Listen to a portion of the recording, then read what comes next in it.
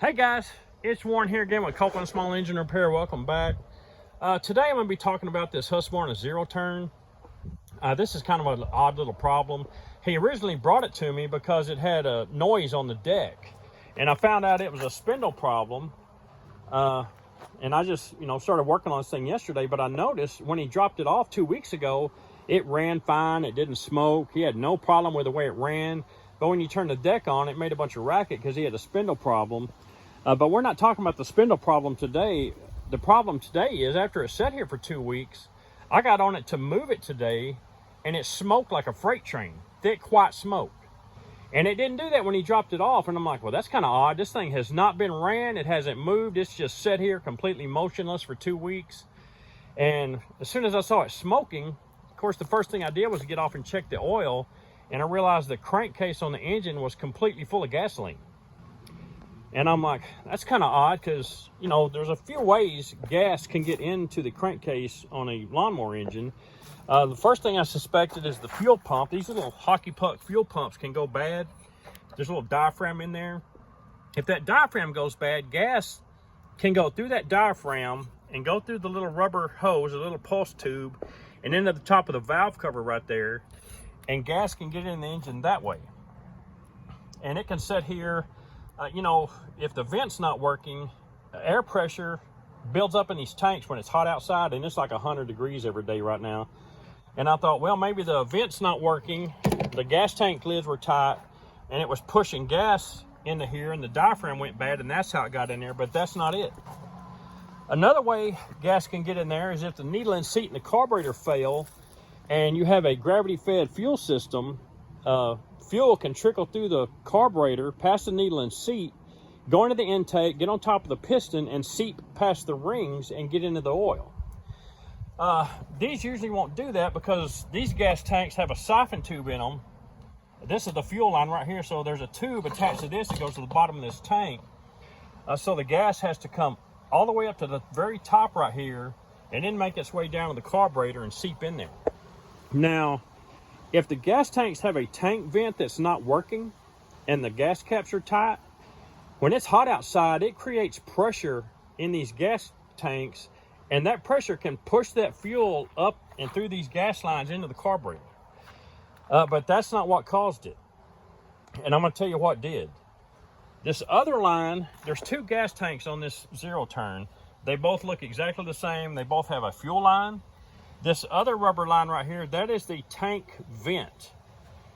These lines right here is so air can get into the tank on top of the gas, so as the fuel level goes down, it doesn't create a vacuum on top of that fuel and stop the fuel from flowing. You can't have a vacuum created on top of the gas or you'll have running problems or it won't run at all.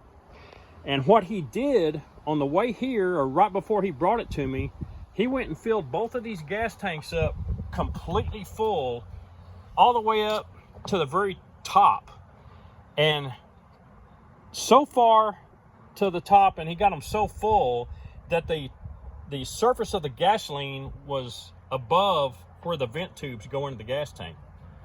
He filled them all the way up to the bottom of the throat of the gas cap right here. And what happened was, since there was no airspace between the bottom of this vent tube going into the gas tank, they were submerged into the gas. That pressure builds up inside these tanks, and it pushed gas through these vent lines, because those two tank vent lines, they come into one line right here, and it plugs right onto the carburetor right there. And that's they do that so that any fumes, any gas fumes or anything goes into the carburetor and is burned, so it's not just released into the atmosphere. But the problem is he put so much gas in both his tanks that it reached to the bottom of these vent lines, and it once the pressure built up in there, it pushed that gas through the vent line into the carburetor. That pushed it through the intake valve on top of the piston where it sat, seeped past the rings, and that's how he got gas into his oil. So all I got to do for him is change the oil and filter and get the engine straightened out, get all that gas out of there, and take some of the gas out of these gas tanks so it's not so full.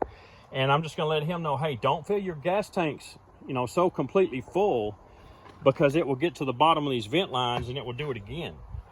And one way I tested this, I took my blow nozzle right here and I shoved it into the end of this vent line that goes to the carburetor. I'm gonna lay the phone down and do that right now. Hang on. Let me shove that in there. So I got that shoved into the vent line, and I can blow air backwards into the gas tank, and I can see the top of the gas move, and I can tell that vent line is coming out right on top of the surface of this gas in there. See, I can tell there's no room between the surface of that gasoline and the bottom of this vent line where it sticks in there. And that's his problem. He just put way too much gas in this thing, and the vent lines are sticking down in there, and it allowed the pressure in the tank from the heat just push it right straight into the carburetor. But anyway, that's my video for today. Just show you, that's another way gas can get into the carburetor, into the cylinder, seep past the rings, and fill up your crankcase with gasoline. Because this thing, the crankcase is completely full of gasoline. It's ridiculous. Anyway, I got to get to work on this thing, get this thing taken care of. Got any questions, post them below. I appreciate you guys watching my videos. I'll catch y'all next time.